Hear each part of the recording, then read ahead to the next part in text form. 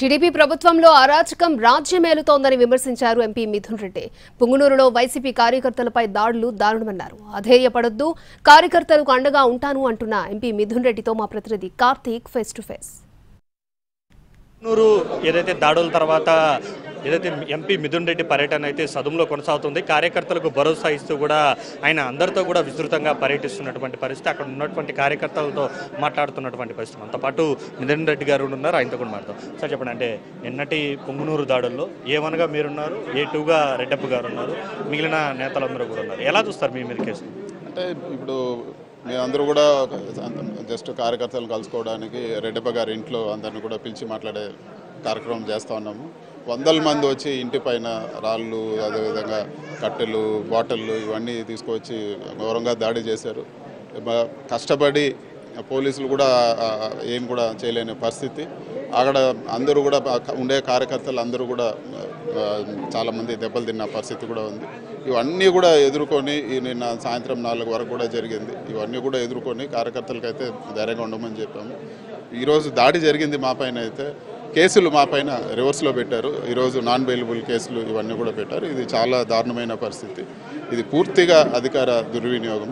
నిన్న ఒక ఆయన మాట్లాడుతూ చెప్పారు, ల్యాండ్ భూములు తీసుకున్నారని చెప్పి వచ్చి ప్రశ్నిస్తాను. అది కేవలం తెలుగుదేశం కార్యకర్తలు. నేతిగుంటపల్లి ప్రాజెక్ట్ అనేది, అది కూడా నేను క్లారిఫై చేయాలి, నేతిగుంటపల్లి ప్రాజెక్ట్ అనేది ఒక రిజర్వాయర్.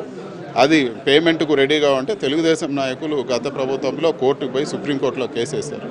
ఈరోజు పేమెంట్కి రెడీగా ఉంది.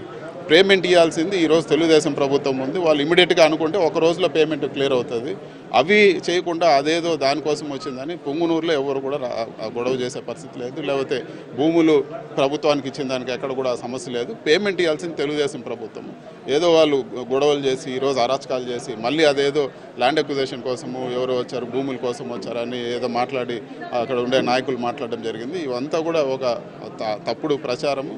కేవలం ఇది వరకు పార్టీకి గట్టిగా, వైఎస్ఆర్ పార్టీ గట్టిగా పనిచేశారని చెప్పి చంద్రబాబు నాయుడు, లోకేష్ వాళ్ళ ఆధ్వర్యంలో, వాళ్ళ డైరెక్షన్స్లో ఇవన్నీ కూడా జరిగాయని చెప్పి కూడా నేను తెలియజేస్తాను. అంటే మీతో పాటు మిగిలిన కార్యకర్తలందరి మీద కూడా 307 పెట్టినటువంటి పరిస్థితి. సో వారందరికీ కూడా ఒక భరోసా ఇస్తున్నారు, మీకు ఒకవేళ కారు పగల కొడితే కారు ఇస్తాను, మీ మీద కేసులు పెడితే నేనే చూసుకుంటున్నాను అనేటువంటి భరోసా ఇస్తున్నారు. సో అలా అంతటి భయానకమైనటువంటి పరిస్థితులు ప్రస్తుతం పొంగునూరులో ఉన్నాయనుకుంటున్నారా? ఖచ్చితంగా. నేను ఇప్పుడు రెడ్డప్ప గారి పైన అటెంప్ట్ టు మర్డర్ అని చెప్పి నాన్ బెయిలబుల్ కేసు పెట్టారు. రెడ్డప్ప గారు ఎక్స్-ఎంపీ, ఆయన వయసు 70 సంవత్సరాలు ప్లస్. ఆయన ఇంటిపైన రాళ్ళు వేసి ఆయన కొట్టి, ఆయన మహిళలు, ఇంట్లో ఉండే మహిళలంతా భయభ్రాంతులు గురై వాళ్ళందరూ ఏడ్చే పరిస్థితి నా కళ్ళ ముందరే జరిగింది. అలాంటి వ్యక్తి పైన ఆయన మళ్ళీ అటెంప్ట్ టు మర్డర్ కేసులు పెట్టి ఆయన్ని జైల్లో వేయాలని ఆలోచిస్తే ఎంత దారుణమైన పరిస్థితి.